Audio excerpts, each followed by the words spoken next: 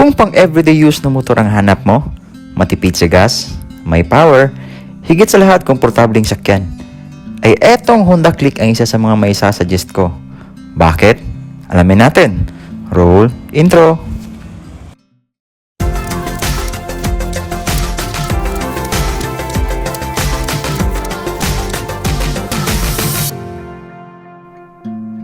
May dalawang variant si Honda Click 125 ngayong 2024. At ito ang standard version at special edition niya. Ang i-review natin ay ang Honda Click 125 standard version, Pearl White. Shoutout nga pala sa may-ari ng motor na ito na si Sir Kelly, aka Sir Kinshin. Salamat sa pagpapahiram ng motor, sir. When it comes sa kanyang design ay napakalinis niyang tingnan, Minimalist siya pero ang lamig sa mata. At ang color combination niya ay nag-complement sa white tsaka matte black. Let's go sa kanyang makina. Ito ay may 125cc fuel-injected engine, 4-stroke, 2 valves, single overhead cam na kayang mag-produce ng power ng 8.2 kW at 8,500 RPM and maximum torque of 10.8 Nm at 5,000 RPM. Usually sa mga 125cc category ay naka-air-cooled lamang, pero ito ay naka-liquid cooled na, Meaning, no problem sa mga malayuang biyahe kasi mas enhance ang cooling system nito. Plus, ito ay naka-ESP or Enhanced Smart Power. Ibig sabihin niyan, ang makina ni Click ay naglalabas ng extra power but less fuel and friendly exhaust sa environment natin. Mga bagay na edge ni Honda sa ibang competitors niya, Pagdating naman sa kanyang fuel tank, meron itong 5.5 liters of gas at very efficient na consumption of 50.3 kilometers per liter. Napakatipid na nun mga master, At di din pabibitin ang kanyang top speed. Eto, panoorin natin ang video. So sa video naabot ni Honda Click ang top speed niya na 109 km per hour.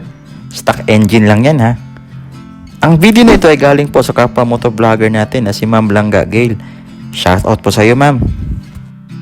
Ang motor nito ay may haba na 1,919mm, taas na 1,062mm, at seat height na 769mm. Bagay na bagay sa average height ng mga Pinoy. Dito tayo sa kanyang harapan. Aggressive type ang design ng kanyang head cowling na naka-two-tone color na may decals na kalagay Honda. Di tinipid ni Honda ang side mirror kasi malaki na at maporma pa, Pagdating naman sa kanyang mga levers, ito ay naka-combi brake system, which means binabalance nito ang braking system sa harap at likod para more stable ang stopping power nito. Dito sa baba, meron tayong winglet design integrated with signal lights and daytime running lights na din. Pagdating naman sa mismong headlight niya ay patusok ang design na para bang Falcon kung tingnan sa gilid. Merong partition wall ang headlight for high beam and low beam, and of course LED na po ang mga ilaw nito. Naka-body color naman ang front fender. Suspension is telescopic fork, meron itong black stock mags, wavy type rotor disc, single path to Kiko caliper na may sukat sa gulong na 80/90, rim size 14, tubeless tires. Sa likuran naman ay meron itong unit swing suspension. Meron itong tire hugger, pang depensa sa sobrang putik. Aluminum swing arm with aggressive exhaust muffler. And of course, naka-Euro compliant na ito, Ito ay may black mags at rear drum brake system. May sukat ang gulong na 90/90, rim size 14, tubeless tires. Dumako naman tayo sa kanyang controls. Sa kaliwa, meron itong high and low beam switch, horn, and signal light switch pero walang pass light. Sa kanan ay meron itong starter switch lamang. Pero pwede mo pa itong lagyan ng mga ibang switch gaya ng hazard switch kasi meron pa itong space sa ibabaw. Sa kanyang panel gauge, ito ang kanyang itsura, Merong Honda logo sa gitna at toggle selector sa bawat gilid. Ang kanyang display tama lang naman, Di ganun kaliit, di din ganun kalaki. But makikita mo ang lahat ng basic details gaya ng speedometer, odometer, fuel gauge at trip meters at iba pa. Since manual key system po ito ang itsura ng kanyang susi. Meron itong shutter lock at seat opener switch.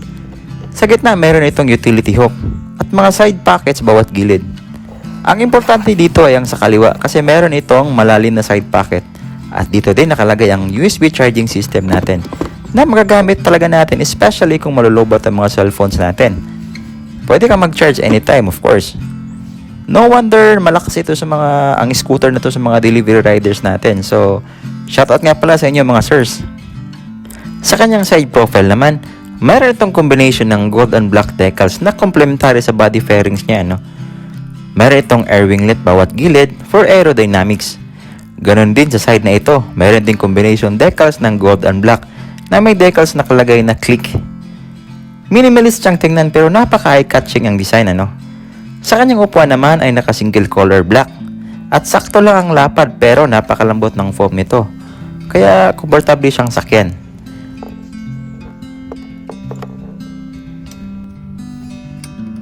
Pagdating naman sa kanyang underseat, meron itong 18 liters of compartment capacity. Dito din nakalagay ang fuel system natin. Not quite sure if sakto ang helmet but madami ka na ding malalagay sa 18 liters capacity na ito. Meron din itong decent footboard na sakto lang sa patungan sa mga paa natin. Wala nga lang siyang extended footboard but goods na ito, ano. Meron itong rubber footrest, automatic shut off side stand, at napaka-solid na center stand. Sa kabila ay naka-CVT type transmission tayo. Ganda din ng pagkahulma niya, no? May mga extra details na kanyang pagkabilog. Sa airbox ay may naka-decals ESP or Enhanced Smart Power. Pagdating sa likod, meron itong solid na grab bar, panghawakan ng angkas natin. Naka-LED taillights, decent matte rear fender na dito na naka-install ang LED signal lights, reflector light for added visibility, at plate light holder. So, itry naman natin ay road test. Okay, so at first, hindi naman siya talaga ganun kaarangkada. At first, bigyan mo sa throttle, ano. So, I think si Honda Click is, dahan-dahan mo na siyang bigyan ng ilang seconds para makita mo talaga yung kanyang power. So, when it comes naman sa kanyang braking power, nasabi ko na kanina na naka-combi brake system ito. So, partial sa braking system ng hulihan is naka-apply sa harapan para balance yung stopping power natin. Hindi siya basta-basta mag-skid. So, para more stable ang braking power nito, ano. So, when it comes naman sa kanyang suspension, honestly, matagtag siya. Kasi nga, naka-regular suspension fork lang harapan, tsaka single monoshock sa likod. Pero, hindi naman siya, I think, issue talaga kasi meron naman tayong available na mga aftermarket suspension dyan. Pwede nyo namang bilhan o i-replace anytime. So, when it comes naman talaga sa kanyang acceleration, kumpara sa mga NMAX 155, di talaga siya ganun kumbaga, torquey, ano. Okay naman ang kanyang takbo, ano, when it comes to acceleration. Di ka naman talaga literal na mabibitin when it comes to power, ano. So, when it comes naman talaga sa pang daily ride, is swak na swak itong 125cc kasi biruin mo, napakatipid niya. And comfortable siyang sakyan, ano. Of course, naka-liquid cooled na. Okay, that's my impression when it comes sa road test nitong Honda Click 125. Ang motor na ito ay may SRP na 81,500. Ang price may vary, depende yan sa mga local dealers natin. So bakit natin bibili ng Honda Click 125 version 4? Swak na siya for the price kasi si Honda Click di siya mahirap i-maintain. Matipid sa gas. Di ka naman mabibitin sa power kung stock engine lang pag-uusapan. At kung papugian naman ay lamang ito compared sa mga ibang competitors niya, no? At bagay na bagay talaga siya pang daily use. No wonder madaming gumagamit nito na especially sa mga delivery riders natin kasi liquid cooled na siya. So, no problem sa mga pangmalayuan na delivery nila, ano? So, I think yun lang lahat ng impormasyon tungkol sa motor na ito. For comments regarding with this scooter, kindly drop your message baba at babasahin po natin yan isa-isa. This is Joe Motology saying ride safe po mga master.